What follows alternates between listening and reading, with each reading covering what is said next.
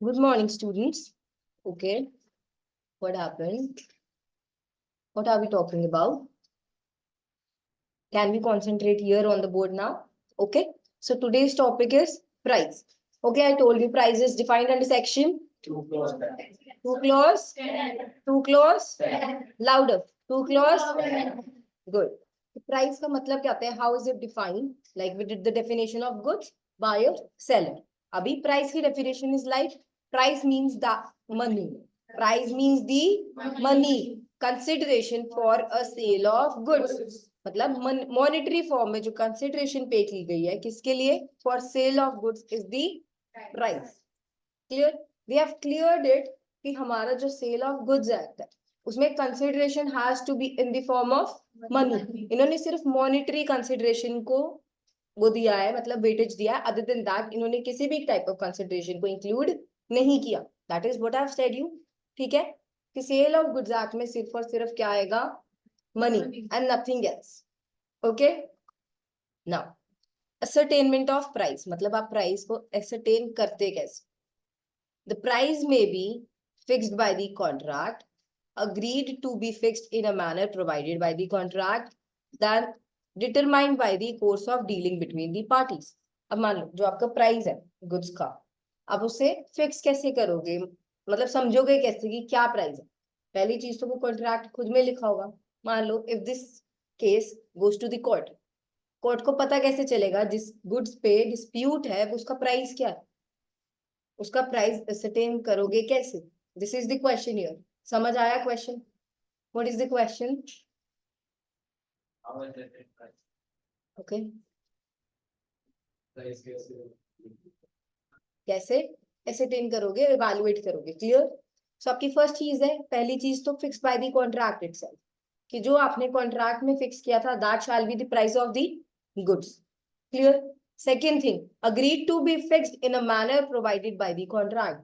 For example, आपने वहां पर लिख दिया production cost plus sales cost plus उसके बाद profit. That shall be the method of providing the price of the crops that we are selling. Clear? आपने contract में डाला, यू आर अ फार्मर, आपने कॉन्ट्रैक्ट में डाला कि the price shall be sales cost production cost plus our profit and the profit shall be ₹10 पर kg or per whatsoever. ठीक है? Then by this method the person can evaluate what would be the cost. Clear? So या तो आपको एक ऐसा method provided हो, या फिर आप ये भी बोल सकते हो कि एज पर RBI guidelines you shall be paying me the price for the goods that I am selling you. या कोई भी मान लो वैल्यूएटर है, वैल्यूएटर ने कोई दी हुई है guidelines, you can use them. Clear? There are certain things जिसके हिसाब से what you can do, you can fix the price of the goods in the manner provided in the contract itself. जो भी आपने मैनर कॉन्ट्रैक्ट में खुद से decide किया ना पार्टीज ने, उस मैनर पे भी आप क्या कर सकते हो? प्राइस को एसरटेन. सेकंड वाला क्लियर हुआ? नहीं? नहीं आना? ओके, ना सबसे पहले तो हमें क्या फिक्स करना है यहाँ पे? Price. Let's suppose I am selling N imported मतलब फ्रूट्स, ठीक है, in this Indian market. Clear? Particularly in Ludhiana.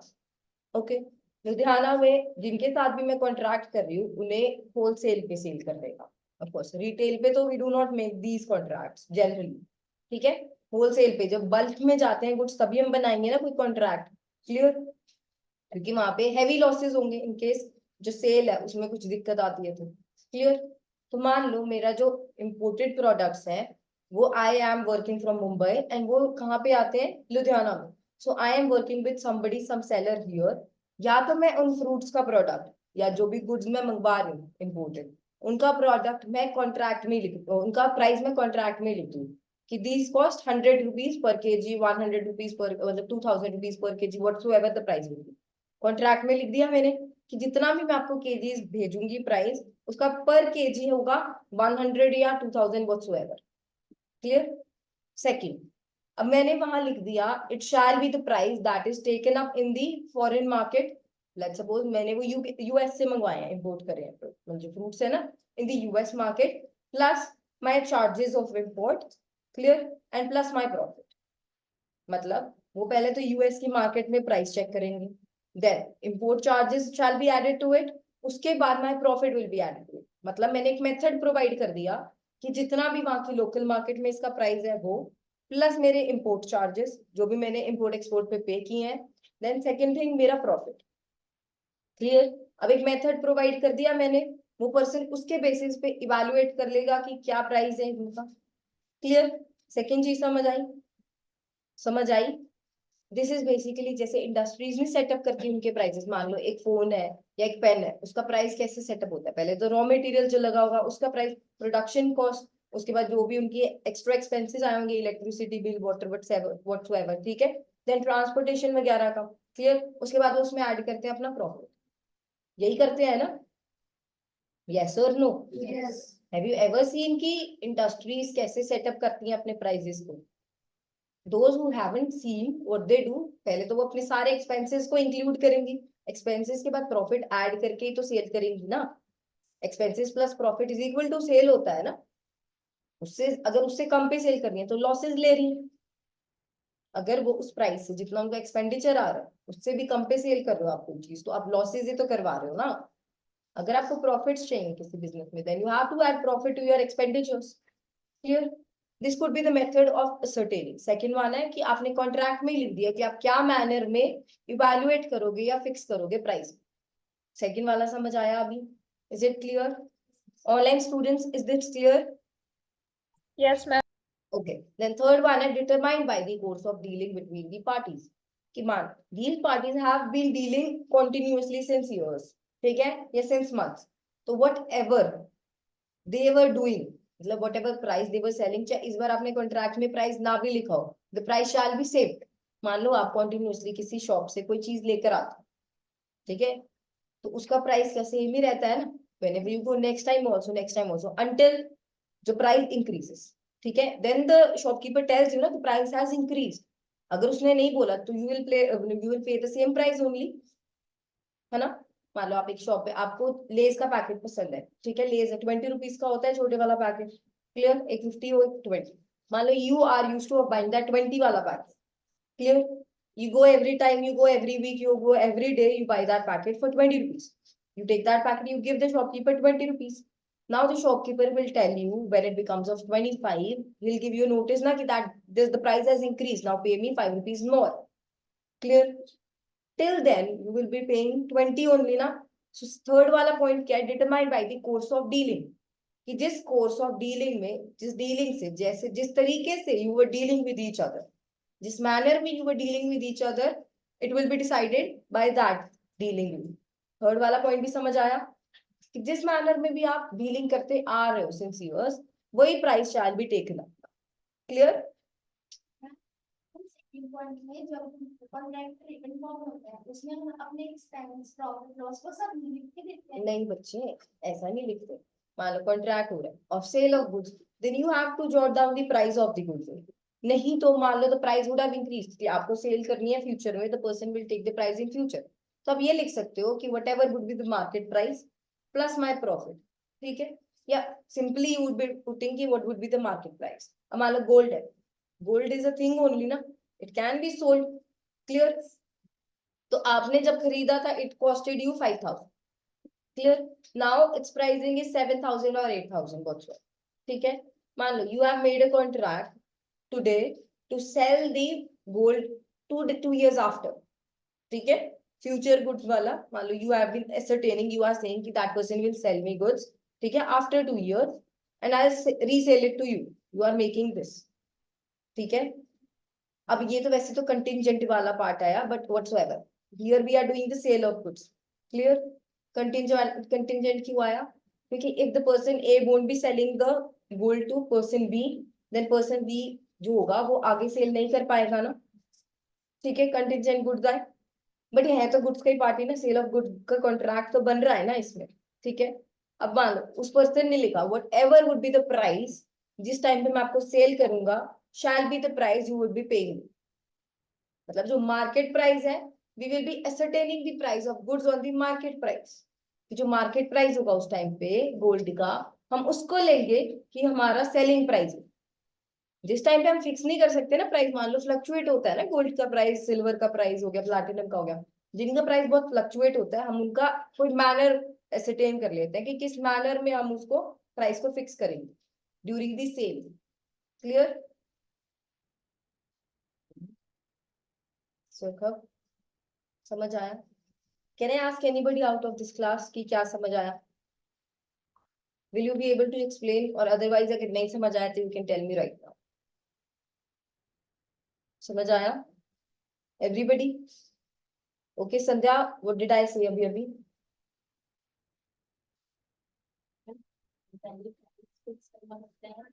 और उसमें प्रॉफिट भी ऐड करना पड़ता है। ये सब नहीं बच्चे, ये तो मैंने आपको एक्सप्लेन किया कि क्या क्या हो सकता है, ठीक है? सेकंड वाला, I just want the pointers कि how do we ascertain the price according to section 9 clause 1.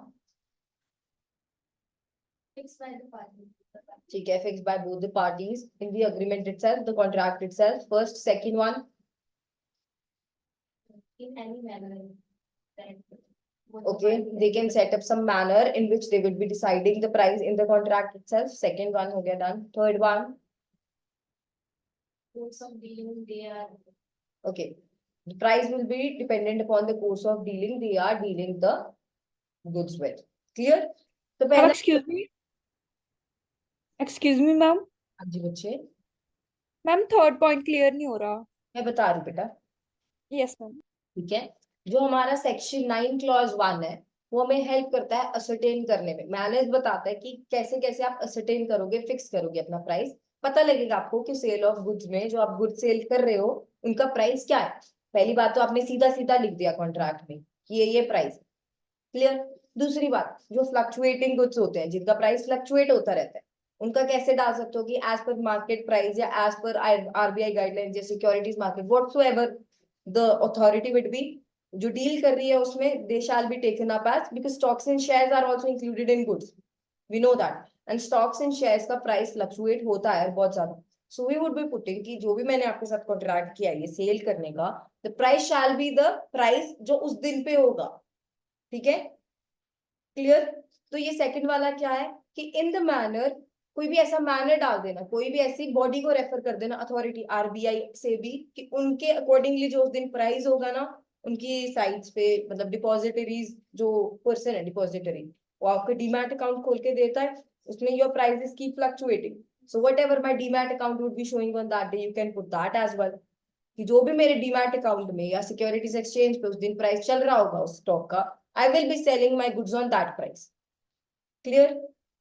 अभी सेकंड वाला पॉइंट तो बिल्कुल क्लियर है कि कैसे फ्लक्चुएटिंग गुड्स के लिए हम मतलब मैनर सेटअप कर लेते हैं, प्राइस हम बाद में असरटेन करेंगे। ठीक है? क्योंकि अगर मान लो आप आज ही प्राइस लिख के रख दो, कल को प्राइस बढ़ जाए तो आपका तो नुकसान है ना। क्लियर? तो आप बोलते हो कि जिस दिन उसका प्राइस जो होगा ना, जब मैं सेल कर रहा हूँ उस दिन जो भी प्राइस होगा that shall be taken up as the price of the goods. Clear? और मान लो प्राइस घट गया तो उस पर्सन का नुकसान है। क्लियर? क्योंकि उसने तो ज्यादा पे खरीद ली ना वही चीज। क्लियर? ना थर्ड थिंग, थर्ड क्या बोल रहे हैं कि मान लो determined by the course of dealing, कि जिस कोर्स ऑफ डीलिंग में, जो मैनर ऑफ डीलिंग में आप अभी बायर और सेलर डील करते आ रहे हो, मान लो you are known to each other since years. ठीक है? अब हमारे कुछ फैमिली वो होते हैं शॉपकीपर्स, जहाँ पे हम रेगुलरली जाते हैं, होते हैं ना। ठीक है? हम वहीं पर ही जाते हैं, तो मान लो एक प्रोडक्ट हम उनसे रेगुलरली खरीद रहे हैं, लेट्स सपोज चीनी होगी, आटा हो गया, व्हाटसोएवर, वो जिस प्राइस में हमें देते हैं हम उसी हिसाब से मनी लेके जाते हैं ना, या व्हाटसोएवर हम उसी हिसाब से पे करते हैं उन्हें। क्लियर? अगर प्राइस बढ़ेगा तो दैट शॉपकीपर विल हमें बतलाएगा ना, that shopkeeper will give us notice, ये चीज का प्राइस बढ़ गया है इतने रुपीज से, now you will have to pay more. ठीक है? तब तक जब तक उसने कुछ बोला ही नहीं तब तक तो हम उतना ही पे करेंगे ना। सो थर्ड वन इज कि determined by the course of dealing between parties. Parties कौन है? बायर और सेलर। कि जैसे भी ओके बायर मैम। और सेलर डील कर रहे थे सिंस इयर्स, वही उसी मैनर में हम प्राइस असरटेन करेंगे गुड्स का। क्लियर हुआ उश्मी? Yes ma'am. ओके बच्चे, now we thank have, you. Okay बेटा, now we have reasonable price. Reasonable का मतलब क्या होता है? कह सकते हैं अफोर्डेबल भी ना हो तब भी रीजनेबल हो सकता है। मान लो फॉर सम पीपल, जो मान लो अभी for now can be buy diamond right now that costs 100 crore may be, Can we buy it right now? No. But that diamond costs 100 crore. But that is a reasonable price for that diamond because it is of so pure quality. It costs 100 crore मतलब वो rupees. भी जिन्ने दा वो है उतनी ਉਹਦੀ कीमत बनती है Reasonable होता है, जायज, अफोर्डेबल नहीं बेटा। जायज और अफोर्डेबल में फर्क होता है। कोई चीज होती है जिसका प्राइस जायज हो सकता है लेकिन ज्यादा अनअफोर्डेबल भी हो सकती है वो चीज। मान लो 100 करोड़ है, नॉट एवरीबडी कैन नॉट, मतलब who are belonging to normal classes, not that like Ambani या Tata हो गए, they can afford that, for them that thing is affordable, but for normal people हम ये नहीं ना कर सकते कि right now we can buy it just now। Affordable वो चीजें होती है ना जो हम अभी बाय कर लें, अभी के अभी, ठीक है। अरेंज करना समथिंग एल्स होती है, बाय करना अफोर्डेबल थिंग समथिंग एल्स होती है, ठीक है। रीजनेबल का मतलब होता है कोई भी चीज जायज होना, जो जायज है, ठीक है। लेकिन अफोर्डेबल क्या होता है कि जिसे आप अफोर्ड कर सकते हो। अब जरूरी नहीं है जो अफोर्डेबल है वो जायज भी हो। मान लो कुछ चीजें होती है विच कॉस्ट वे मोर, मतलब they are which are way more price. For example अब एनी कॉफी ब्रांड्स, वेरी मतलब famous coffee brands we have, I would name any, ठीक है, दैट वुड बी डिफर्मेशन, ठीक है। देयर आर वेरी मतलब famous coffee brands here in India also, ठीक है। अभी एक लेटेस्ट भी खुला है, ठीक है। What are they doing? They are selling coffee at a very high price. Do you think it costs that much? Do you think coffee का कप कॉस्ट्स 500 रुपीज? अफोर्डेबल है, 500 रुपीज इज अफोर्डेबल, फाइन। लेकिन do you think it is reasonable price? नहीं ना। तो भाई affordable हो सकती है कोई चीज लेकिन रीजनेबल ना हो, वही अफोर्डेबल ना हो लेकिन रीजनेबल भी हो सकती है। क्लियर? रीजनेबल और अफोर्डेबल दोनों अलग अलग चीजें होती है, ठीक है। रीजनेबल का मतलब जायज होना, किसी चीज का जायज प्राइस क्या है, that is covered under section 9 clause 2, ठीक है। रीजनेबल प्राइसिंग क्या है किसी चीज की? रीजनेबल प्राइसिंग क्या होगी? When the price can not B fixed by any of the ways mentioned by section 9 clause 1। जब हम किसी भी वे से, ना तो हमने कॉन्ट्रैक्ट में लिखा, ना हम उस पार्टी से पहले डील कर रहे हैं, ना ही हमें कोई मैनर मिल रहा है कि इस चीज का प्राइस कैसे करते हैं। मान लो आपके पास कोई एक एंशिएंट सी चीज है, ठीक है, that belong to your grandparents और grand grandparents. Clear? You have something very antique, ठीक है। अब आप ऐसा तो है नहीं वो एंटीक चीज सालों से बेचते आ रहे हो, ना आपको उसका प्राइस पता, ठीक है, ना उसके लिए कोई मैनर लिखा हुआ कहीं पर भी कोई गाइडलाइंस है कि इसका प्राइस कैसे एसरटेन करना है अब, ठीक है। अब ऐसी चीज आ गई सामने तो आप उसके लिए क्या पे करेगा बायर? एक रीजनेबल प्राइस, ठीक है। जो मार्केट में एक रीजनेबल प्राइस ऐसी चीज के लिए पे किया जाना चाहिए, that shall be considered as a reasonable price. Clear? अभी समझ आया कि जब आप 9 क्लॉज 1 में जो मेथड्स हैं उनके हिसाब से प्राइस नहीं फिक्स कर पा रहे, आपको नहीं पता चल रहा कि गुड्स का प्राइस क्या है, तो पे द रीजनेबल प्राइस ना, okay. Then when the price cannot be fixed by any of the ways mentioned by the section 9 clause 1, then the buyer is bound to pay a reasonable price to seller। कि जो buyer है उसको एक reasonable price पे करना पड़ेगा seller को। Then we have what constitutes a reasonable price is a question of fact dependent upon the circumstances of each particular case। कि क्या होता है रीजनेबल प्राइस, ये क्वेश्चन किस पे डिपेंड करता है? ईच पर्टिकुलर केस पे अलग अलग। If it is a diamond it would be price, of course, ठीक है, it would be costly। and now if it is a pen तो lesser costly होगा। even if it is an antique pen तब भी diamond जितना which cost 100 crore rupees उतना तो costly नहीं होगा ना pen. Clear? It might cost 1 crore 50 lakh whatsoever। अगर एंटीक भी है, बहुत पुराना पेन भी है, तो भी मतलब कुछ लोग होते हैं जिनको शौक होता है पुरानी चीजें रखने का, दे कलेक्ट दीज थिंग्स, ठीक है। तब then third thing is a buyer who has received and appropriated good must pay the reasonable price for them in any eventuality। अब appropriated मतलब क्या होता है? used। सिंपलेस्ट लैंग्वेज में, सिंपलर लैंग्वेज में appropriation का मतलब होता है यूज करना। क्लियर? आपने इन गुड्स को यूज कर लिया, मान लो आपके पास डिलीवरी आई, आपने गुड्स खोल दिए, you have removed the tag, मतलब you have appropriated the goods। Clear? even if you have not used them, ठीक है, जनरल सा मीनिंग होगा अप्रोप्रिएटेड। मान लो अपने पास आपने गुड्स रख लिए और उसमें से कुछ पार्ट यूज कर लिया, ठीक है, दैट इज अप्रोप्रिएटेड। अब मान लो अब buyer who has received the goods, जिस बायर के पास रिसीव हो गए गुड्स और उसने अप्रोप्रिएट भी कर लिया उन गुड्स पे, मतलब anyhow in any manner use भी कर लिया, उसको क्या करना पड़ेगा, must pay a reasonable price to for them eventually, मतलब उसको इन द लास्ट इवेंचुअली उसके लिए एक रीजनेबल प्राइस पे करना ही पड़ेगा, नो मैटर व्हाट। क्लियर? मतलब मार्केट पे करते हैं। हाँ, जनरली जो मार्केट वैल्यू होगी उस चीज की, नहीं तो एक वैल्यूअर होता है ऑफिशियल वैल्यूअर, वो वैल्यू करके देगा, आप वैल्यूअर अपॉइंट करो, valuer will value that. Clear? Okay, now we have valuation by third party. This is the third thing. Third party कौन है? एक ऐसा पर्सन जो वैल्यूअर है, जो एक्सपर्ट है वैल्यूएशन करने में चीजों की। ना failure to value by third party, अगर सेक्शन 10 क्लॉज 1 में बोला है कि where this is an agreement to sell the goods on the terms that the price is to be fixed by the valuation of the third party and such party can not और does not make such valuation. मान लो आपने अपने contract में जो वहां पे लिखा था, सेकंड वाला पार्ट था ना, कि what ever manner you will be prescribing in the contract, वो मैनर यूज करना है डिटरमाइन करने के लिए। मान लो मैंने उस मैनर में लिख दिया कि I will appoint an valuer and that valuer will tell कि क्या प्राइस होगा गुड्स का। ठीक है, मैं एक वैल्यूअर लेके आऊंगी, वो वैल्यूअर क्या करेगा, आपको प्राइस बताएगा गुड्स का and that shall be paid to me. Clear? अब मैं जो वैल्यूअर लेके आई हूँ उसने वैल्यू करके नहीं दिए goods, is the first price, first वाला पॉइंट ऑफ 10th सेक्शन। ठीक है, जो सेक्शन नंबर 10 है उसका फर्स्ट पॉइंट क्या बोलता है कि जो वैल्यूअर अपॉइंट किया था आपने, that person does not make the valuation, उसने वैल्यूएशन करके ही नहीं दी, then the agreement is thereby avoided, तो आप अग्रीमेंट अवॉइड कर दोगे, agreement gets cancelled. Clear? Now however when the buyer has received and appropriated the goods, he is bound to pay a reasonable price for them। पर जहां पर अब मान लो आप ये कहोगे कि अवॉइड तो कर दू कॉन्ट्रैक्ट को, लेकिन तो मेरे तो गुड्स गए, मेरे तो गुड्स गए, बायर ने यूज भी कर लिया, अब वो गुड्स में वापस भी नहीं ले सकता। ठीक है, मेरे तो गुड्स गए ना, मेरा तो नुकसान हो रहा है, तो आपको जो बायर है ही इज बाउंड टू पे रीजनेबल प्राइस फॉर देम। ठीक है, रीजनेबल मतलब जायज प्राइस। ओके, जो भी आपको आपकी मतलब सेलिंग कॉस्ट आई होगी, मेकिंग प्रोडक्शन चार्जेस आए होंगे, उसके बाद थोड़ा बहुत profit, that shall be the reasonable price होगी। क्लियर?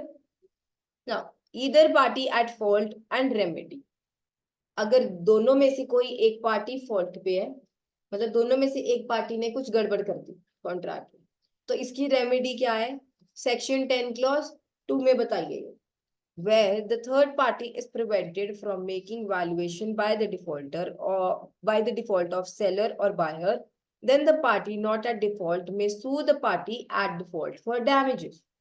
अब एक पार्टी ने गड़बड़ कर दी, मान लो आपका जो सेलर है उसने पेमेंट नहीं कर, बायर ने गुड्स कब से बेच रखे, ठीक है, बायर है सॉरी सेलर है, गुड्स कब से बेच रखे हैं, उसने सेल कर रखे हैं, लेकिन जो बायर है उसने सेलर को पेमेंट नहीं करी है उन गुड्स की। क्लियर? तो अब जो सेलर है उसके पास क्या रेमेडी है, क्योंकि डिफॉल्टिंग पार्टी कौन है, बायर, डिफॉल्ट कर रहा है पेमेंट में, पेमेंट नहीं कर रहा वो टाइम पे, जो डिटरमाइंड टाइम है उस पर पेमेंट नहीं करके दे रहा, तो जो हमारी फर्स्ट पार्टी है यानी कि सेलर है उसके पास क्या रेमेडी है, फाइल केस अगेंस्ट बायर। लियन का राइट भी होता है कि उससे गुड्स वापस लेके आ जाए। और अगर थर्ड पार्टी सेलर के साथ हो गई या बायर के साथ हो जाए, विच थर्ड पार्टी? अगर मतलब जो थर्ड पार्टी वैल्यूएशन के टाइम पर या सेलर के साथ होती है बायर के साथ कौन तो हो जाएगा, वो डिफॉल्ट कैसे करेगी यानी केस, मतलब प्राइस सेट करना होता है तो वैल्यूअर बेटा ऐसे नहीं होता, वैल्यूअर इज एन ऑफिशियल मतलब पर्सन। मान लो अगर आप किसी गवर्नमेंट ऑफिस में जाते हो, वो किसी के साथ मिले थोड़ी ना होते हैं, they will value the things as it is ना, as per their duty, because they are being paid for that. ठीक है, उनको कोई मतलब नहीं होता इन चीजों से, they are independent person only. ठीक है, they will just value the reports to you and will go away, simple as that. Clear? मान लो सीए होते हैं, they value the reports for immigration, immigration में जब आपको वैल्यूएशन रिपोर्ट लगानी पड़ती है कि आपने जब बाहर जाना होता है, ये दिखाना पड़ता है ना कि मेरे पास लैंड वगैरह है पीछे, ठीक है, आपको एक स्ट्रॉन्ग बैकग्राउंड दिखाना होता है ना, तो सीएस डू दैट वैल्यूएशन। अब वो मिले हुए थोड़ी ना होते हैं, अगर वो गलत दिखाएंगे तो उनकी लाइबिलिटी भी आएगी। ठीक है, अगर वो गलत कर रहा है पर्सन अपने पार्ट पे, पहले बात तो उसका लाइसेंस जाएगा, दूसरी बात, उस पर पेनल्टी अलग से लगेगी। क्लियर? वैल्यूअर जनरली ऐसा कुछ नहीं करते हैं। इफ somebody डज दैट, तो उनके लाइसेंस पे भी बात आ सकती है, their license could get cancelled also. Clear? Now example दिया है इसमें, A agrees to sell certain goods to B as the price fixed by C. C is a valuer here. ठीक है? A is seller, B is buyer. ठीक है? A ने agree किया cell करने का certain goods to the B, to the person B at a price, जो कौन फिक्स करके देगा? हमारा पर्सन C. अगर हमारा C refuses to value the goods, C ने मना कर दिया कि मैं नहीं वैल्यू कर सकता, आई एम बिजी या व्हाटसोएवर, और fix the price, the agreement is avoided. Agreement को आप क्या कर दोगे? कैंसिल कर दोगे। Now, if however C is willing to value the goods but is prevented from making the valuation by wrongful act or fault of A and B, अब C तो जो वैल्यूअर है वो तो वैल्यूएशन करना चाहता है, लेकिन आपको उसको पेपर्स तो देने पड़ेंगे ना, वैल्यूएशन के चीज तो दिखानी पड़ेगी क्या है। आप उसको सपोर्ट ही नहीं कर रहे, या तो बायर कोई डिफॉल्ट कर रहा है या सेलर कोई डिफॉल्ट कर रहा है उस चीज में, then the party in fault is liable in damages to the party not at fault. तो जिस पार्टी ने डिफॉल्ट किया, जिस पार्टी ने रॉन्ग कमिट किया दूसरी पार्टी के अगेंस्ट, बी द सेलर और बायर, वो दूसरी पार्टी को क्या राइट दे देते हैं कि वो उनके ऊपर केस फाइल करके डैमेजेस ले सकें। अब बच्चे, दो वर्ड्स होते हैं, डैमेज एंड डैमेजेस, इनमें क्या फर्क होता है? डैमेज और डैमेजेस में क्या फर्क होता है? अब मैंने डैमेजेस बोला, डैमेजेस के लिए ले सकते हो आप, डैमेज के लिए। डैमेजेस क्या होते हैं और डैमेज में क्या फर्क होता है? ये ई एस जो एस लगाया पीछे, इससे क्या फर्क पड़ गया? क्या?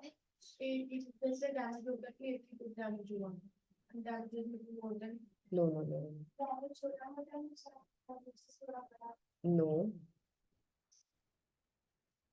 पहले इसको प्रोडक्ट खराब हो गया, डैमेज उसका प्राइस खराब हो गया। Okay, you are nearby, थोड़ा सा, you have to think. Nobody knows it. Ma'am excuse me. हाँ जी बच्चे। मैम डैमेजेस का मतलब कोई भी मनी की, मतलब कि मनी से कंसीडरेशन होती है जो हमारी मनी के लिए होते हैं, और डैमेज मतलब कि कोई भी चीज डिस्ट्रॉय हो जाए। ओके गुड हुशमी, ठीक है। डैमेज मतलब कोई भी नुकसान हो, कोई भी चीज खराब होना इज डैमेज, जो हम जानते हैं। अब damages in legal language, as you are reading law, तो डैमेजेस जो बार बार यूज होता है ना लीगल लैंग्वेजेस में, लीगल में, आपके बेयर एक्ट्स में, आपकी ये बुक्स में, लीगल बुक्स में, इसका मतलब होता है मॉनेटरी कंपनसेशन। मॉनेटरी कंपनसेशन मतलब मनी की फॉर्म में जो आपको कोर्ट कंपनसेशन प्रोवाइड करवाएगी दूसरी पार्टी से, जो भी आपका नुकसान हुआ है उसकी भरपाई करवाएगी, वो होते हैं डैमेजेस। ठीक है, अभी समझ आया डैमेज और डैमेजेस में फर्क क्या है? क्लियर? ये कंफ्यूज नहीं करना कभी भी लाइफ टाइम में, जहां भी डैमेजेस लिखा होगा कहीं भी लीगल डॉक्यूमेंट में, that means monetary compensation, that does not means the नुकसान। पे तो नुकसान ही करना है उसका जो नुकसान हुआ है, लेकिन ये आपको कंपनसेट किस में करना पड़ेगा? पैसों की फॉर्म में। क्लियर? अब इसके बाद हमारे पास डिफरेंस है sale versus agreement to sale में। अच्छा, sale versus agreement to sale में क्या डिफरेंस है? अग्रीमेंट टू सेल किस में बनता है सबसे पहले बताओ? फ्यूचर गुड्स के केस में, ठीक है। और सेल कब होती है? एग्जिस्टिंग गुड्स में। नाउ सेल का मतलब क्या है? Where under a contract of sale the property ownership in goods is transferred from seller to buyer is called sale। जहां पे आप कॉन्ट्रैक्ट ऑफ सेल बना रहे हो और आपकी जो ओनरशिप है वो बायर के पास पहुंच गई है फ्रॉम दी सेलर, उसको हम क्या बोलते हैं? सेल। जब भी आपने कॉन्ट्रैक्ट ऑफ सेल बनाया और इमीडिएटली जो आपकी ओनरशिप है, मैंने बताया था ना कॉन्ट्रैक्ट ऑफ सेल बनते इमीडिएटली ओनरशिप कहाँ ट्रांसफर हो जाती है? कहाँ ट्रांसफर होती है? कहाँ पे? I can not hear. Buyer पास। Any doubts? No, no, I'm asking you. What happened? Why are you not speaking then? Clear हो रहा है? Okay, now जब भी आप कॉन्ट्रैक्ट ऑफ सेल बनाओगे तो आप जिसके लिए भी कॉन्ट्रैक्ट ऑफ सेल बना रहे हो, जिस भी प्रॉपर्टी के लिए, उसकी जो ओनरशिप है वो इमीडिएटली ट्रांसफर कहाँ से होती है? From seller to buyer. तो चाहे सेलर पास गुड्स पड़े भी रहे, रिस्क किसका है? बायर का। गुड्स को कुछ भी होता है बायर को पेमेंट करनी ही पड़ेगी under the contract of sale. लेकिन under the this contract of sale the transfer of property in the goods to be taken place is at future. ठीक है, जो कॉन्ट्रैक्ट ऑफ सेल है, in that when the sale will be happening or when the ownership will be transferring is a future event. Clear? Agreement to sell में क्या होता है कि you will be selling the goods in future. हमने future goods के case में पढ़ा था ना कि वो अग्रीमेंट टू सेल की तरह काम करता है। अग्रीमेंट टू सेल क्या होता है? Is not enforceable by law. पहली चीज तो एनफोर्सिबल नहीं होता ना, क्योंकि कॉन्ट्रैक्ट नहीं है।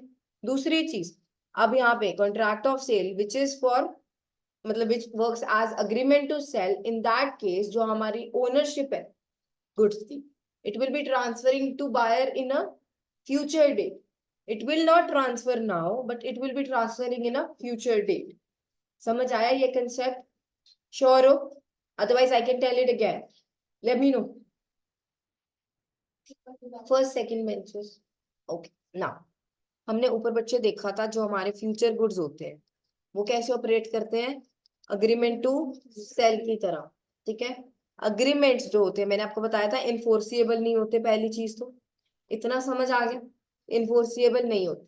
ठीक है, नाउ जो हमारा अग्रीमेंट टू सेल है, इस केस में जो हमारा कॉन्ट्रैक्ट ऑफ सेल बन रहा है, फ्यूचर गुड्स के केस में कॉन्ट्रैक्ट ऑफ सेल ही बनाते हैं ना, which operates as agreement to sale. Basically यहाँ पे आपसे जो एग्जिस्टिंग गुड्स हैं और फ्यूचर गुड्स हैं उसी का डिफरेंस पूछे। अगर टेक्निकली देखें तो एग्जिस्टिंग गुड्स का डिफरेंस, उसमें सेल होती है। फ्यूचर गुड्स के केस में क्या होता है? अग्रीमेंट टू सेल होता है। तो उन्हीं का ही डिफरेंस पूछा है। ठीक है, पहली चीज ये क्लियर हो। दूसरी चीज ये है कि जब भी आप कॉन्ट्रैक्ट ऑफ सेल बना रहे हो which will work as agreement to sale, तो वह क्यों अग्रीमेंट टू सेल की तरह काम करेगा? क्योंकि इसमें आप फ्यूचर में गुड्स को सेल करोगे। फ्यूचर सेल है, क्योंकि फ्यूचर में गुड्स सेल होंगे, वो होंगे नहीं होंगे, इसलिए हम उसको कैसे ट्रीट करते हैं? अग्रीमेंट टू सेल की तरह। तो इसमें जो ओनरशिप है वो भी तो फ्यूचर में ही जाएगी ना, फ्यूचर में ट्रांसफर होगी ना from seller to buyer. That is what is written here, कि जो गुड्स है दैट मतलब उनकी जो ट्रांसफर ऑफ प्रॉपर्टी है of goods that will take place at some future time और सब्जेक्ट टू सम कंडीशंस, कि होगा या नहीं होगा। मतलब 99% चांसेस है होगा ही, बट वो 1% भी तो है ना कि ना हुआ तो। Then therefore to be fulfilled is called an agreement to sell. Clear? Now second pointer says the example, Ram sells 20 bags of rice to Hari for a sum of 10,000. Ram ने 20 bags of rice सेल कर दिए हरी को, कितने के लिए? 10,000 के लिए। It is a sale since ownership in 20 bags of rice has been transferred from Ram to Hari for a consideration of 10 rupees. अच्छा मेरे को एक बात बताओ, हमारा जो essentials है 5 कौन से हैं? Buyer, seller. ओके, अब यहाँ पर हमारा ये है, कौन है ये हमारा? सेलर। ये कौन है? बायर। ये क्या है? ये क्या हो रहा है यहाँ पे? ये क्या है? सारे एसेंशियल्स अवेलेबल है इसमें। When all the essentials are available, जब हमें बच्चे देख, हम गुड्स को देखेंगे, हम सेलर बायर देखेंगे कि अलग अलग है, हम कंसिडरेशन देखेंगे कंसिडरेशन पेड है या नहीं है, और फिर ये देखेंगे ट्रांसफर ऑफ प्रॉपर्टी यानी ओनरशिप ट्रांसफर हो रही है या नहीं हो रही। क्लियर? तो उसको हम क्या बोलते हैं? एक कॉन्ट्रैक्ट ऑफ सेल। और उस टाइम पे सेल हो चुकी है, चाहे राइस वो बाद में भेजे अभी, लेकिन क्या हो रही है? सेल हो चुकी है।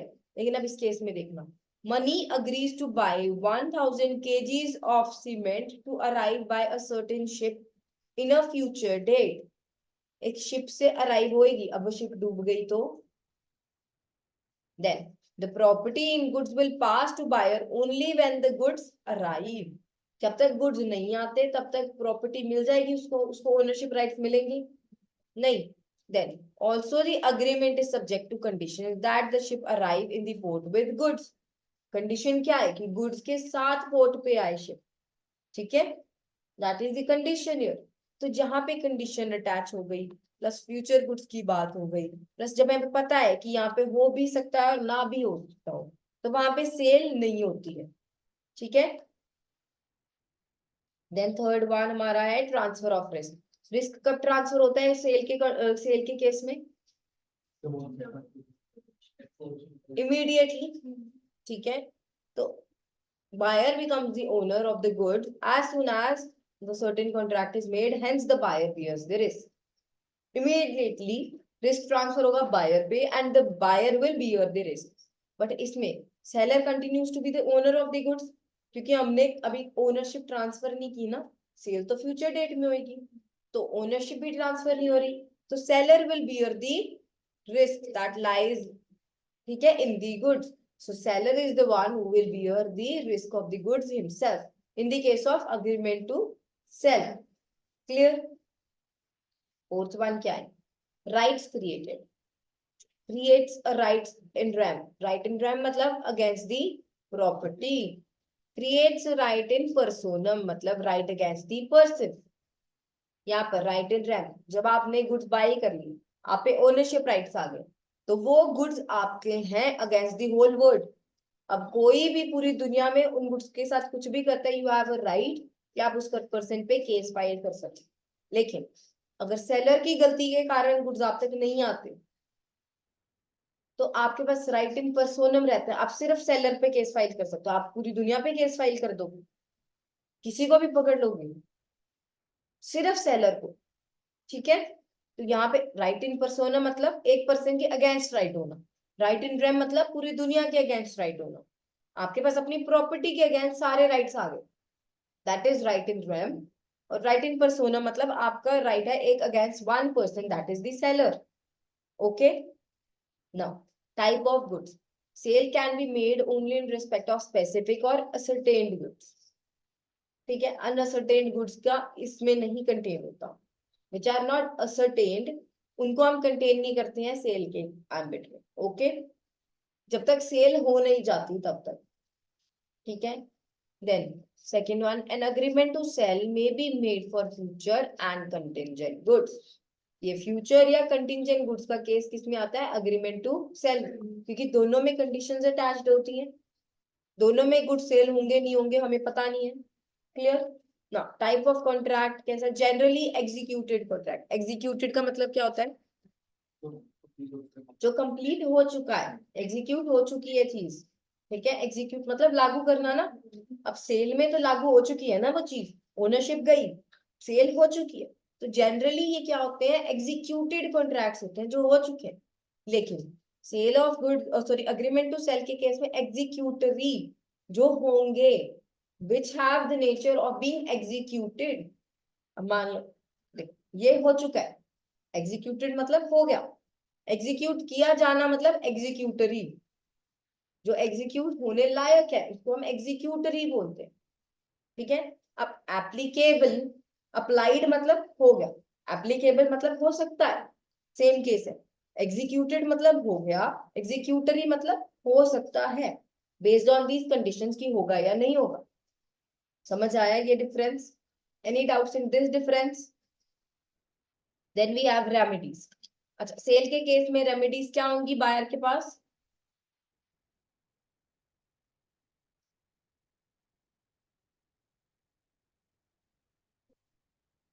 इसलिए अच्छा, रेमेडीज अवेलेबल क्यों होंगी बायर को? पहली चीज तो उसके पास पोजीशन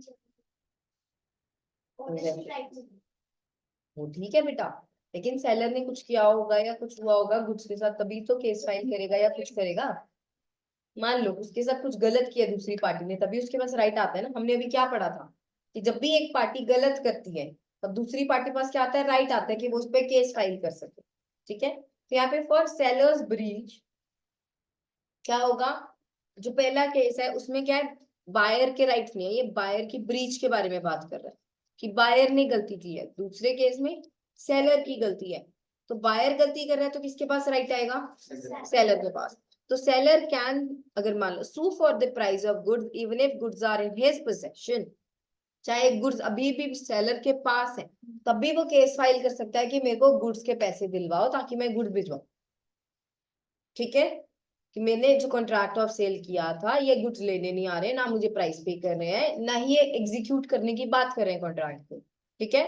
तो he will go to court and बोलेगा ये कॉन्ट्रैक्ट ऑफ सेल को तोड़ रहे हैं, ask him to pay me the price so that I can transfer the goods to him। Clear? पहला वाला केस समझ आया कि प्राइस के लिए सू करना, कि प्राइस पे करो। सेकंड, रीसेल दी गुड्स, नहीं लेना है इसने, किसी और को बेच दो। Goods are of such nature कि उसके बहुत सारे बायर्स हैं, इन्होंने नहीं लेना, किसी और को बेच दो, आपका तो प्राइस मिल गया ना। सेकंड के बाद थर्ड क्या है, एक्सरसाइज राइट ऑफ लीन। लीन क्या होता है बच्चे, अपने पास पोजेशन लेके रखना। आप तब तक गुड्स भेजोगे ही नहीं जब तक बायर प्राइस नहीं देते।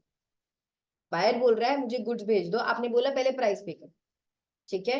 पहले भी ऐसा हो चुका होगा आपके साथ कि पास्ट इवेंट्स में कि आपके जो बायर्स हैं वो पे नहीं करते होंगे, तो आप इस बायर को बोल रहे हो कि पहले पे करो, I am having your goods, ठीक है, they are in my possession. Right to lien होता है taking the possession of something until your price और claims are being paid.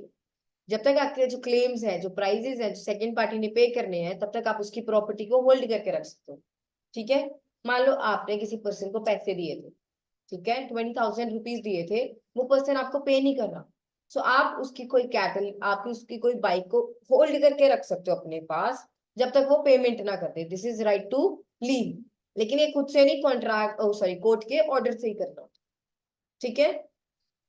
Third thing के बाद हमारी फोर्थ है exercise right of stoppage of goods in transit if necessary. Transit क्या होता है, रास्ते में गुड्स जो रास्ते में है उनको रोक लो, कि इन्होंने प्राइस नहीं पे किया, गुड्स आपने भेज दिए इधर से, उसने बोला था मैं 11 बजे तक पे कर दूंगा, गुड निकले को 2 घंटे हो गए हैं, 12 बजने वाली है, आप उस पर्सन ने पे किया ही नहीं, ठीक है। आप क्या कर रहे हो, गुड्स को रोक दो रास्ते में कि उस तक गुड्स नहीं जाने चाहिए जब तक प्राइस नहीं है, क्लियर। अब सेलर्स ब्रीच, सेलर ने कुछ गड़बड़ की है तो बायर के पास क्या राइट्स हैं, बायर के पास दो रेमेडीज हैं। पहली चीज तो केस फाइल कर दे सेलर के अगेंस्ट, कहां पर, कोर्ट में, कि डैमेजेस पे करो, मेरा जो नुकसान हुआ आपके कारण। मान लो बायर को इमीडिएटली नीड थी उन गुड्स की, ठीक है, तो उसको वो गुड्स ना मिलने के कारण उसका वो काम नहीं हो पाया, उसके कारण उसे नुकसान हुआ, clear. Second thing, recovering goods from third parties who bought them.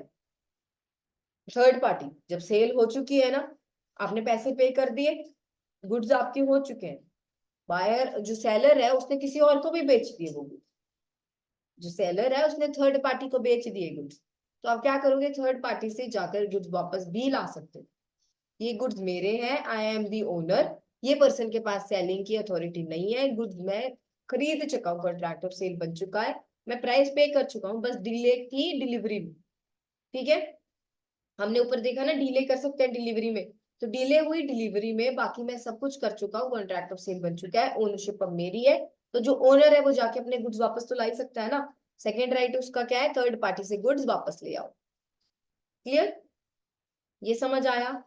अब इस केस में जो अग्रीमेंट टू सेल है उसमें बायर ने कोई ब्रीच किया, तो seller can only file a case और sue him for damages not for price, कि जो उसको नुकसान हुआ है सेलर को सिर्फ उसके लिए पे करेगा, कि जो भी उसको आने जाने का खर्चा लगा होगा कुछ भी, क्लियर। लेकिन जो सेलर है, अगर मान लो आपने, इसका एग्जांपल देती हूँ पहले बायर्स ब्रीच का, बायर ने ऑर्डर दे दिया, आपके स्पेशल ऑर्डर पे उस पर्सन ने कुछ फर्नीचर बनाया, आपने उसको भिजवाया, आपने कहा कि मैंने खरीद लिया, मुझे नहीं चाहिए, वापस ले जाओ, उसका तो नुकसान हुआ ना, उसने स्पेशली आपके लिए बनवाया, पहली चीज। दूसरी चीज एक्सपेंसेस लगाए हैं आने जाने के, क्लियर। तो जो भी मेकिंग चार्जेस या एक्सपेंसेस होंगे वो आप ले सकते हो, आप गुड्स का प्राइस नहीं ले सकते, ठीक है। ये नहीं है कि आपको अलमारी का प्राइस भी पे किया जाएगा जो आपने बनवाई है, लेकिन आपको मेकिंग चार्जेस जो उस पर दिहाड़ीदार लगे थे वो मिल जाएंगे, और दूसरा क्या मिल जाएगा, ट्रांसपोर्टेशन कॉस्ट, कि जो आने जाने में खर्चा लगा था, क्लियर।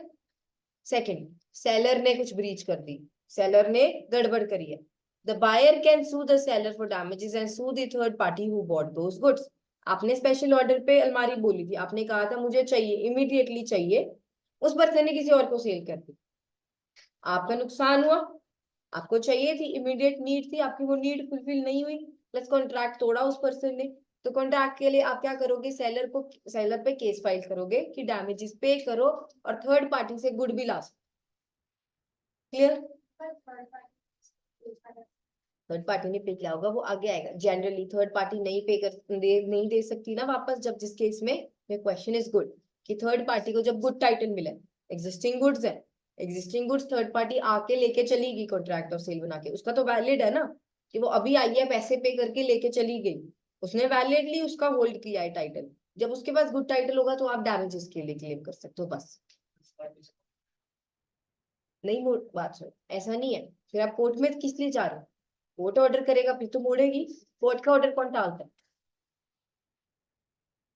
कोर्ट ने जेल में नहीं डाल देना अगर कोर्ट का ऑर्डर मतलब वो कर दिया तो आपने। Where's the pen?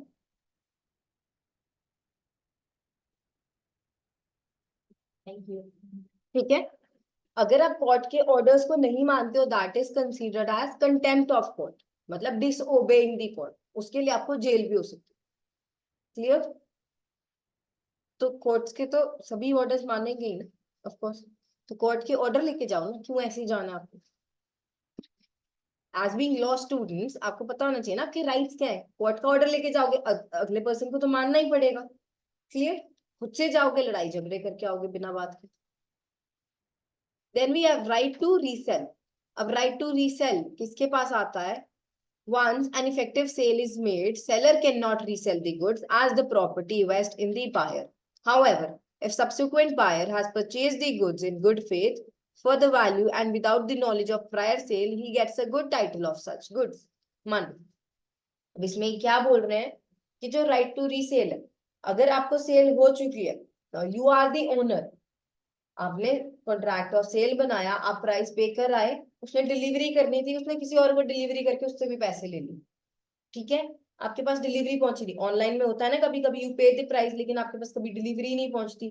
Even after numerous complaints आपकी वो कंप्लेंट का कोई रिप्लाई नहीं होता, ठीक है, go to consumer court for that, don't leave them like that. Okay, पहली चीज। तो दूसरी चीज कई बार होती है फेक साइट्स, ठीक है।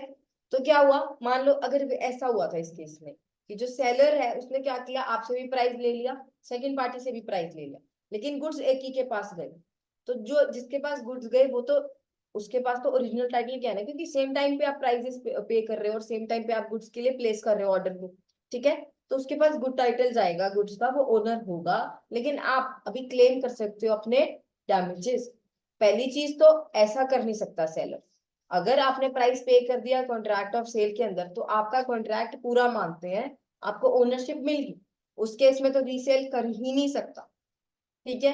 फिर भी कर दे, और अगर उस पर्सन ने गुड फेथ में, उसको नहीं पता था कि आपने पहले पैसे पे कर रखे हैं, उस पर्सन ने गुड फेथ में वो गुड्स ले लिए और यूज भी कर लिए, अब वापस तो नहीं लोगे ना used goods, of course used कपड़े वापस लेते हो नहीं लोगे ना, जिस किसी ने पहन लिए जो कपड़े वो वापस थोड़ी ना लेके आओगे कि I have place this order first, मुझे दो, नहीं लोगे ना कभी भी किसी और से कपड़े, ठीक है।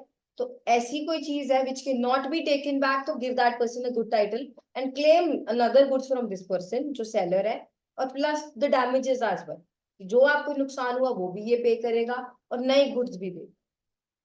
Clear? This is how it works in the courts. But यहाँ पर क्या लिखा है सिंपली कि जब आपने एक इफेक्टिव सेल, इफेक्टिव सेल क्या होता है, कॉन्ट्रैक्ट ऑफ सेल वैलिडली बना है, पार्टीज मेजर है, साउंड माइंड की है, not disqualified by law. Effective मतलब जिसको इफेक्ट में लाया जा सके, ठीक है।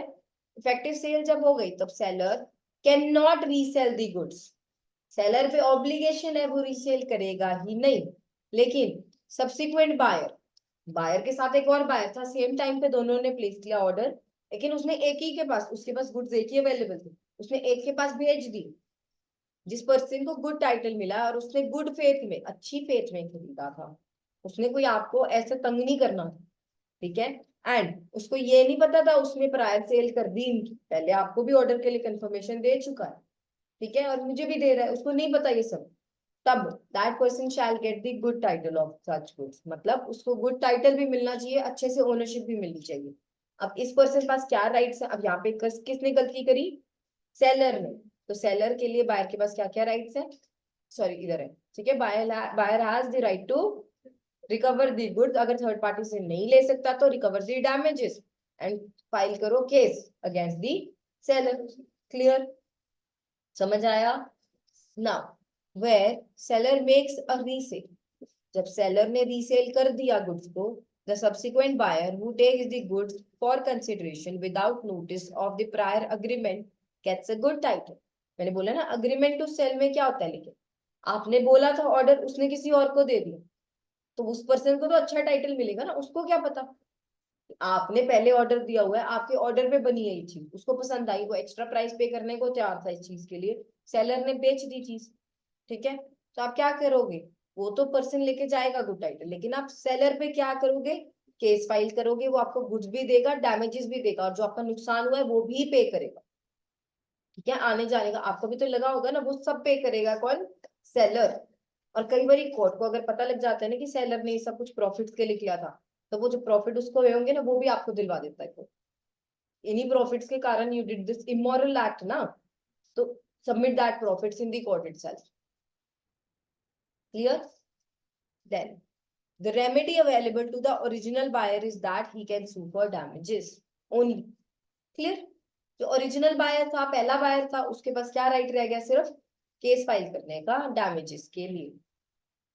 Now, rights of buyer in case of sale, buyer can sue the seller for non-delivery of goods which he has paid the price for. अगर आपने प्राइस पे कर दिया, पर्सन ने डिलीवरी नहीं करी, तो you can file the case. अब जोमेटो से ऑर्डर करोगे ऑनलाइन, आप ऑनलाइन पेमेंट कर देते हो, अगर वो ऑनलाइन पेमेंट भी ले लेते हैं, आपको रिफंड नहीं देते और गुड्स भी नहीं भेजते, you will file a complaint. अगर वो तब भी नहीं एड्रेस कर रहे हैं उस कंप्लेंट को, then you will go to consumer court. Clear? So this and this has happened. I paid this price. They have never refunded me the money and such. Clear? यही करोगे ना। सेकंड केस में agreement, जो agreement to cell है, उसमें aggrieved party कौन होती है, जिसके साथ गलत हुआ है, ठीक है, जिसके साथ गलत हुआ है वो है अग्रीव्ड पार्टी, ठीक है, पीड़ित बोलते हैं ना जिसको, पीड़ित पार्टी है ये, अग्रीव्ड पार्टी का मतलब क्या होता है, पीड़ित पार्टी, ठीक है, that can sue for damages only, सिर्फ किसके लिए, मॉनेटरी कंपनसेशन के लिए केस फाइल कर सकता है, not for the price, unless the price was payable at the stated date, ठीक है, और प्राइस के लिए आप केस फाइल नहीं कर सकते अनलेस, जब तक स्टेटेड डेट पे प्राइस पे करने के लिए ना बोला गया हो। अगर उस पर्सन ने बोला था कि आपने प्राइस पे कर दो, ठीक है, आपको मैं मतलब ये दे दूंगा, अलमीरा भेज दूंगा इस डेट पे, उसने अलमीरा नहीं भेजी, तो आप क्या करोगे, पहले तो प्राइस भी क्लेम करोगे अपना, या तो अलमीरा बोलोगे उसको नहीं बना कर दे, ठीक है, उसके बाद उससे डैमेजेस भी लोगे, मतलब आपको इवेंचुअली वो चीज कम में पड़ रही है अब, ठीक है, मतलब अलमीरा कॉस्टेड 10,000 और आपको कोर्ट ने 5,000 का तो कंपनसेशन ही बोल दिया कि आपने जो इनको इनकन्वीनियंस दिया इसके लिए 5,000 पे करो, तो जो आपको अलमीरा वो कितने में पड़ी इवेंचुअली, 5,000 में। Clear? These are the things जिसके कारण लोग गलत नहीं करते, क्योंकि उनको पता है अगर पेनल्टी पड़ेगी तो नुकसान हमारा ही है। क्लियर ना? Risk of loss of goods, loss of goods मतलब गुड्स जो है वो लूज हो गए हैं, आपने गुमा दिए या कुछ हो गया, so risk of being associated with the ownership lies with the buyer, hence any loss shall be borne by the buyer only even though the goods lie with the seller। अब मैंने सेल के case में क्या होता है, ownership immediately transfer होती है to the buyer. Clear? तो जो बायर है, मान लो आपकी जो सेलर है उसकी फैक्ट्री में ही गुड्स है, कॉन्ट्रैक्ट ऑफ सेल बना, बायर ने प्राइस भी पे कर दिया, वो फैक्ट्री में पड़े पड़ी आग लगी और गुड्स जल गए, तब भी जो बायर है कुछ क्लेम नहीं कर सकता, क्योंकि आपके पास ओनरशिप राइट्स आ गए थे, you should have taken the goods उसी time and kept in the safe custody, if you felt that was the safe custody, अब कुछ भी मिस हैपनिंग हुई है then you have to bear. Then we have, since risk is associated with ownership is not transferred, loss shall be borne by the seller even though the goods lie with the buyer। अभी आपने जो मंगाई है अलमीरा on order, ठीक है, वो अलमीरा आपके पास है, ठीक है, आपने अभी प्राइस पे नहीं कर रखा, ठीक है, आपके पास है अलमीरा, आपने प्राइस नहीं पे किया अभी, और अलमीरा में कुछ आग लगी, या मान लो फ्यूचर गुड्स जहाँ पे बन रहे थे, जहाँ पे फ्यूचर गुड्स जहां से आने थे उस फैक्ट्री में आग लगी, फ्यूचर गुड्स खराब हुए, वो पर्सन ये नहीं बोल सकता कि आपके लिए हम गुड्स बना रहे थे स्पेशल, आपका ऑर्डर था 500 चेयर्स का, सारी की सारी चेयर्स आपकी थी, तो पैसे पे करो, बायर कुछ पे नहीं करेगा, क्योंकि फ्यूचर गुड्स है, जब तक गुड्स उसके पास नहीं पहुंचे, जब तक, अब इस केस में एग्जिस्टिंग गुड्स थे, एग्जिस्टिंग गुड्स के केस में क्या होता है, आपका रिस्क साथ के साथ ट्रांसफर होता है, चाहे आपके पास गुड्स है या नहीं, फ्यूचर गुड्स अभी बन रहे, फ्यूचर गुड्स बन रहे, जिस फैक्ट्री में वो गुड्स बन रहे थे उसमें लग गई आग, तो सारा का सारा जो खर्चा है वो कौन बियर करेगा, सेलर, क्योंकि अभी तक आपके पास ना गुड्स आए हैं, ना कॉन्ट्रैक्ट पूरा हुआ है, ना ओनरशिप ट्रांसफर हुई, क्योंकि गुड्स ही अभी पूरे नहीं बने। क्लियर? हम जो फ्यूचर गुड्स का केस होता है, हम उन्हीं गुड्स के लिए बनाते हैं ना जो अभी बने नहीं है। ठीक है, जो गुड्स बने ही नहीं उसके एसोसिएटेड बनते टाइम या बन रहे हैं, जब तक ट्रांसफर हो रहे हैं तब तक उनका रिस्क किसके पास रहता है? हमारे सेलर के पास। और वो जब तक वो पहुंच नहीं जाते ना बायर के पास, तब तक वो रिस्क किसका रहेगा?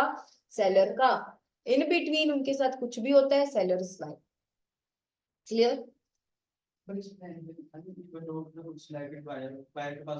अब मान लो डिलीवरेबल स्टेट में हो गए गुड्स, ठीक है, जो बायर है वो क्रॉप्स के पास है आपकी, ठीक है, goods are with buyer here, सामने आप अभी लेने गए हो गुड्स को, ठीक है, जो ऑर्डर पे आपने बोले थे, गुड्स सामने है, कॉन्ट्रैक्ट ऑफ सेल इवेंचुअली अभी कंप्लीट नहीं हुआ है, you are taking the goods, you are paying the price, ठीक है, when you will pay the price तभी तो कॉन्ट्रैक्ट ऑफ सेल बनेगा ना, when you will take the goods with yourself. Buyer ने क्या किया? गुड्स को रिसीव किया, प्राइस पे नहीं किया अभी तक। Contract of sale in case में अलग तरीके से बनता है, ठीक है, इनमें जो कॉन्ट्रैक्ट ऑफ सेल होता है उसको हम अग्रीमेंट ट्रीट करते हैं अनटिल अनलेस वो कंप्लीटली एंटायरली पूरा ना हो जाए। जब तक आपने डिलीवरी और पेमेंट दोनों नहीं करती ना, तब तक क्या होता है? आपका सेल पूरा नहीं होता, ठीक है। और जो भी हमारे फ्यूचर गुड्स होते हैं उसके एसोसिएटेड रिस्क किसके पास रहता है? टिल दी एंड सेलर के पास, जब तक उसका कंप्लीट टाइटल आपने बायर को शिफ्ट नहीं कर दिया, ठीक है। तो चाहे गुड्स अभी बायर के पास पड़े हैं, आपने प्राइस नहीं पे किया ना, सेल पूरी नहीं हुई, ओनरशिप अभी भी सेलर की है, तो रिस्क कौन बियर करेगा? सेलर। ये चीज याद रखना, ठीक है, इसमें कंफ्यूज मत होना। जो कंटिंजेंट गुड्स या फ्यूचर गुड्स होते हैं, यानी अग्रीमेंट टू सेल के केस में आपके जो सारे का सारा रिस्क होता है ना, that shall be borne by the seller only, ठीक है, जब तक फाइनलिटी कंक्लूड नहीं हो जाता अग्रीमेंट टू सेल। जब तक वो कंक्लूड होके सेल पूरी होके सब डन हो गया, पार्टीज अपने अपने घर नहीं है ना जब तक, तब तक आपका रिस्क किसका है? सेलर। क्लियर? सेल के केस में किसका रिस्क होता है? बायर। अब insolvency of buyer before paying for goods, अगर गुड्स के लिए पे करने से पहले बायर इंसॉल्वेंट हो गया ना, in the absence of any lien over the goods, seller shall hand them over to the official receiver or assignee। मतलब कि जो गुड्स हैं आपके पास नहीं है, आप राइट टू लीन नहीं ले सकते ना, कि अपने पास गुड्स रखो जब तक वो बेचता, जब तक वो पैसे नहीं भेजता, तो राइट टू लीन नहीं, आपने गुड्स पहले ही भेज दिए बायर को और बायर बन गया इंसॉल्वेंट। इंसॉल्वेंट मतलब वो उसकी लाइबिलिटीज ज्यादा हो गई है उसके एसेट से, तो आप क्या करोगे? एक ऑफिशियल असाइनी और रिसीवर को अपॉइंट करवाओगे कोर्ट के थ्रू। ऑफिशियल असाइनी या रिसीवर क्या करता है? आपकी एसेट लेके उनको लिक्विडेट करता है, पैसों की फॉर्म में कन्वर्ट करता है बेच के, और आपके सारे के सारे लाइबिलिटीज को पे ऑफ करता है। वो जो the seller can only claim a rateable dividend from the buyers estate as an unsecured creditor.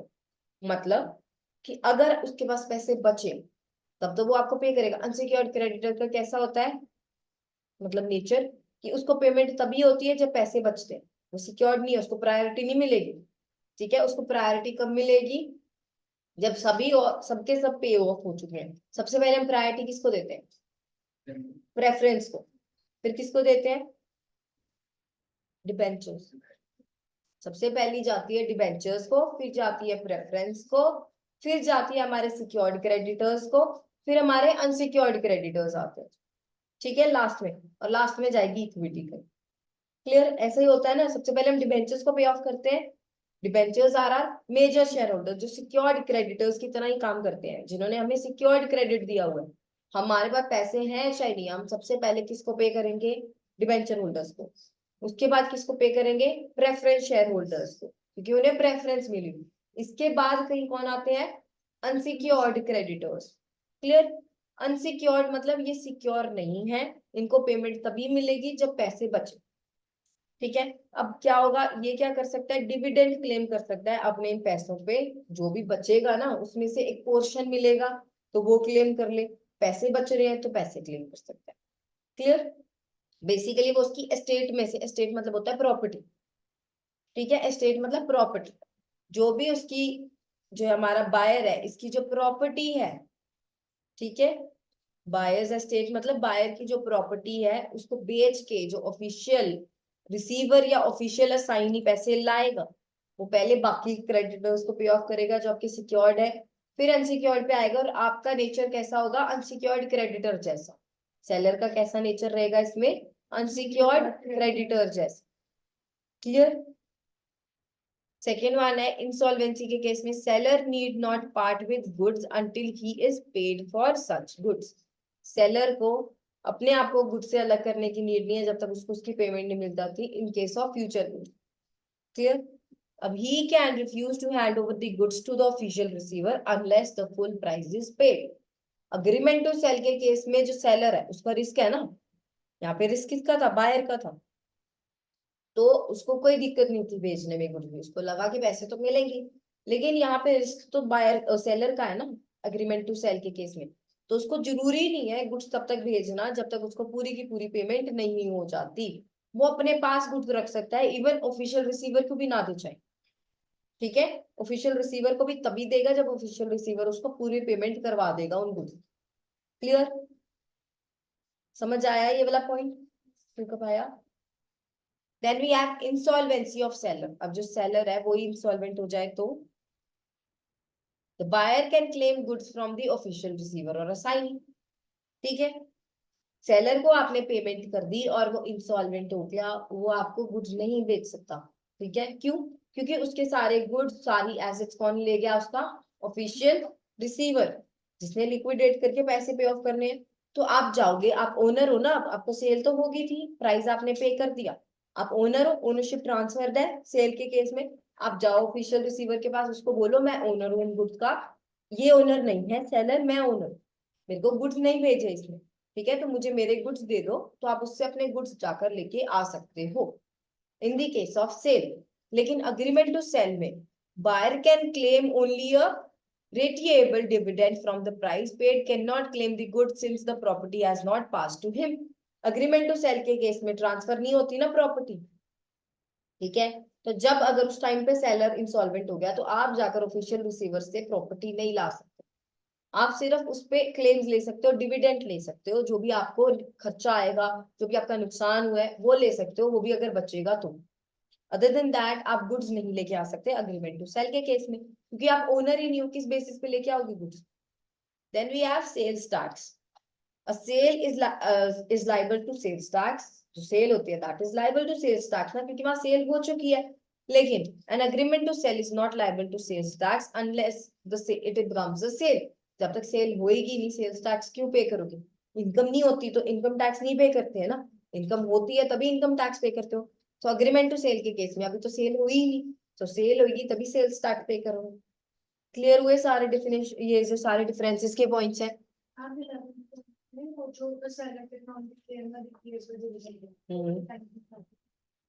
This one last second, okay. जो सेलर है he can only claim a retiable dividend from buyer's estate as an unsecured creditor। मतलब unsecured creditor की तरह उन्हें payment करेंगे हम, अगर buyer की जो प्रॉपर्टी है उसमें से कुछ बचता है, नहीं तो उसको डिविडेंड की फॉर्म में जो भी मिलता है ना, बचा कुछ ऐसे लगा लो कि आपको थोड़ा बहुत क्लेम मिलता है, आज डिविडेंड मिलते हैं ना हमारे उसको लोगों को, ठीक है, तो आप डिविडेंड क्लेम कर लो। ठीक है, थोड़ा बहुत जो भी आपको मनी मिल रही है आपके प्रोपोर्शन में, आप वो लेकर चले जाओगे, अदरवाइज जो भी आपके पैसे रह गए वो आपका लॉस में ही जाएगा। Clear, any doubts online students. Buyer के पास goods है, लेकिन उसने अभी तक पेमेंट नहीं की। अग्रीमेंट टू सेल के केस में बायर के पास गुड्स है लेकिन पेमेंट नहीं की। तो जो सेलर है, अगर गुड्स को कुछ भी हो जाता है तो सेलर क्लेम कर सकते हैं बायर को। देखो, क्लेम नहीं कर सकता क्योंकि अभी तक पेमेंट नहीं हुई थी, प्रॉपर्टी ट्रांसफर नहीं हुई थी, ओनर कौन है, सेलर। तो चाहे गुड्स को कुछ होता है, रिस्क किसका रहेगा, आंसर आया समझ, किसका रिस्क है। अग्रीमेंट टू सेल के केस में एक चीज दिमाग में बिठा लो, ओनरशिप सेलर के पास रहती है जब तक बिल्कुल फाइनल सेटलमेंट ना हो जाए, कि आप गुड दे आए प्राइस पे, दोनों पार्टी अपने अपने घर है, तब तक आपकी फाइनल सेटलमेंट नहीं होती। कुछ भी होता है रास्ते में, चाहे बायर के पास है गुड्स, ठीक है, अग्रीमेंट टू सेल कॉन्ट्रैक्ट में नहीं कन्वर्ट हुआ जब तक, तब तक आपका रिस्क किसका रहता है, सेलर का ही रहेगा। Clear, okay, who will bear the risk, then seller. Seller buyer से कुछ क्लेम नहीं कर सकता उस केस।